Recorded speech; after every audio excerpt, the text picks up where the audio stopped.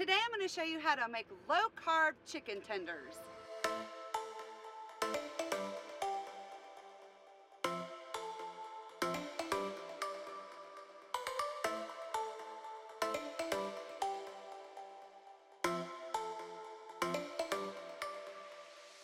Hey again guys, today I'm going to show you how to make some low-carb chicken tenders. I've been wanting to make this recipe ever since on one of our previous cooking videos somebody had asked me to show how to make chicken tenders, and I haven't made chicken tenders in years.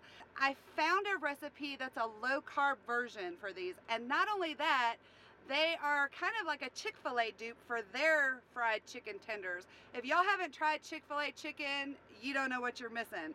But of course, we all know that their breaded chicken is not low carb. So this version, I'm really excited to try. I think it's gonna be really, really good. So let's look at the ingredients we're gonna use today. First thing you're gonna need is the recipe calls for 8 chicken tenders. I had a package of boneless chicken thighs. It was about 1.5 pounds of chicken thighs. So that's what we're gonna use. I'm gonna slice these up into strips for chicken tenders. The secret ingredient to making these taste like Chick-fil-A chicken tenders is marinating them in pickle juice. Now, I've had these marinating in pickle juice since last night. What I did is I just bought a 24-ounce jar of pickles. I took the pickles out and just used the pickle juice. Now, the recipe says you can marinate them for at least an hour, but I figured overnight would give us the best results. We're also going to need egg, almond flour. The recipe calls for pork panko. Basically what that is just pork rinds finely ground up. So you're using these in place of breadcrumbs, and that's what's going to keep them low carb. We also need salt and pepper.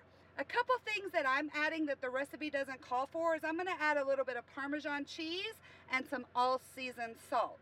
Let me get this all measured out and ready to go, and we'll take it from there.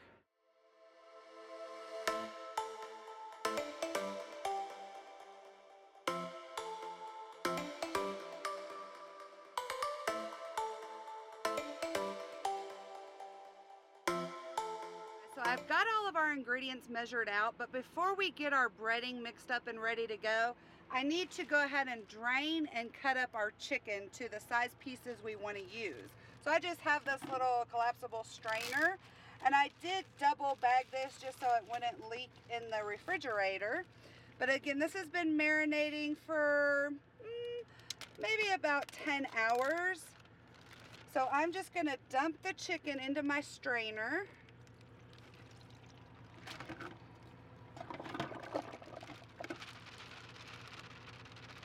We'll let that kind of drain out. And what I'm gonna do is I'm gonna place these on a paper plate with some paper towels, and I'm gonna pat them dry because we don't want them real wet before we bread them. So let's get that done.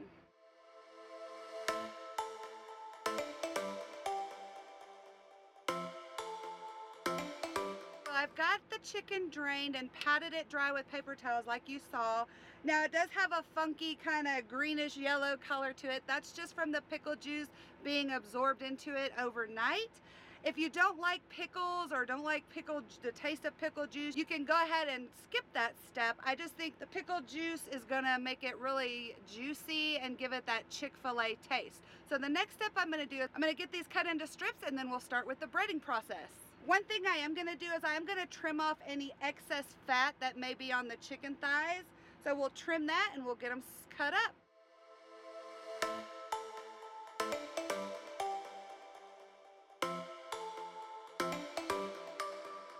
We've got our chicken thighs all cut up. I got about 3 strips per chicken thigh, so it gave us a good amount.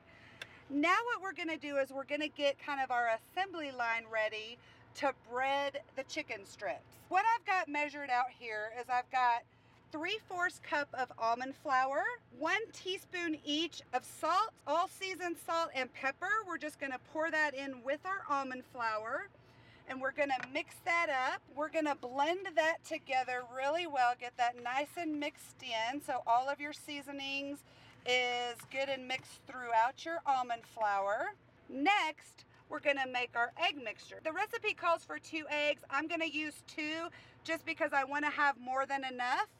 So we're just gonna break our eggs into a bowl here.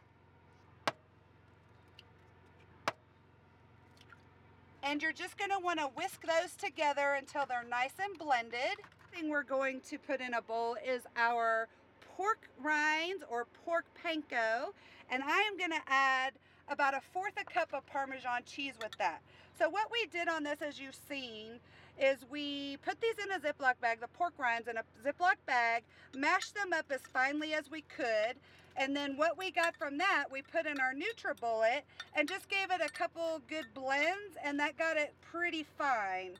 Because this is gonna be your breading.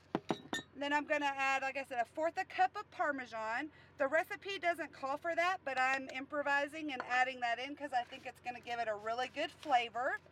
We're just gonna mix those two together and get them blended in well so you have Parmesan throughout your pork rinds or your pork panko. We've got our breading assembly line set up here. Now our next step is we're gonna get these breaded. The first thing we're gonna do is we're gonna put them in our almond flour mixture. From there, we're gonna go to our egg mixture and then finally into our pork rind mixture. And that's gonna get them nice and breaded, so let's do that now. First step is our almond flour. Get that nice and coated on both sides. Get some excess off. Then we're gonna go to our egg mixture. Coat both sides. Let that drip, the excess drip off a little bit there before we go to our pork rinds. Then the last step, we're gonna put it in our pork rinds. And we wanna make sure we get that nice and coated on both sides. You can kind of pat it on there. Shake off any excess. Put it on our plate. That looks so good. So let me show you that step one more time and then I'll get the rest of these done off camera. Again, first step is in our almond flour mixture. Nice and coated there. Shake off any excess. Into our egg mixture. Both sides. Shake off the excess. And into our pork rind mixture. And shake off the excess. All right, guys, I'm gonna get the rest of these breaded up and I'll see you back here in a minute and show you how we're gonna cook them.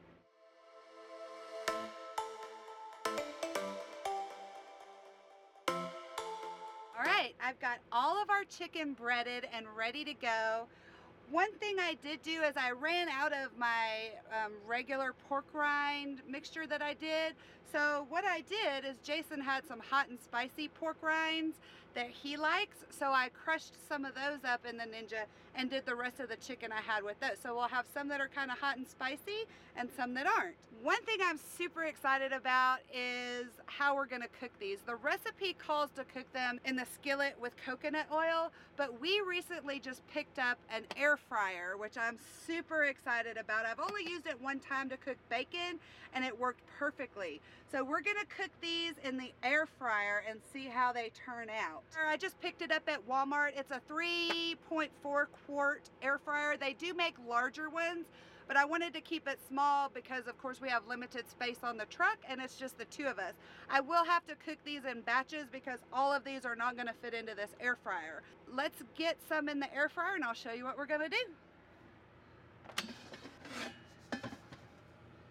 I'm gonna just spray the bottom of our basket a little bit with just some coconut oil just so the chicken strips do not stick. And we're gonna see how many we can fit in there.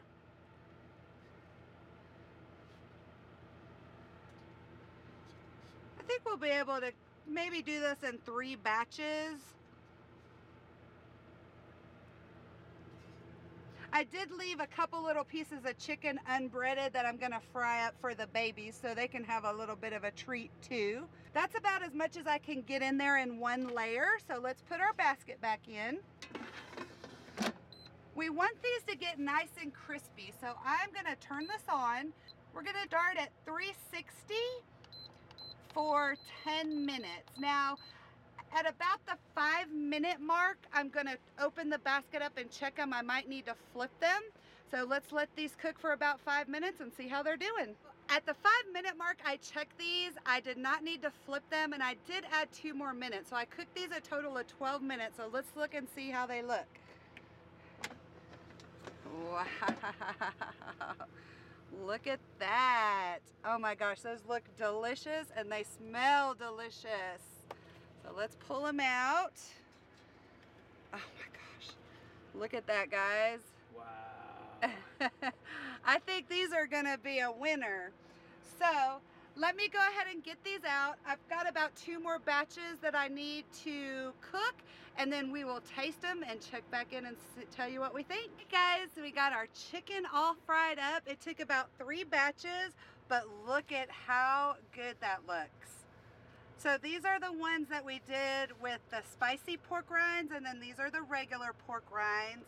And they are crispy and delicious, just like fried chicken. We both tried it already and they are awesome. We will definitely be making this again.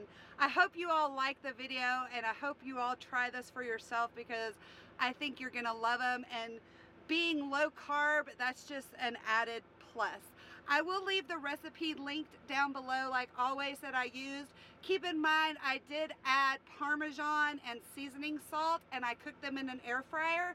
If you don't have an air fryer, you could cook them in the skillet like the recipe calls for, or you could even bake these in the oven, and I think they would be fantastic. Make sure to leave a comment if y'all are gonna try these, or if you do try them, come back and let me know.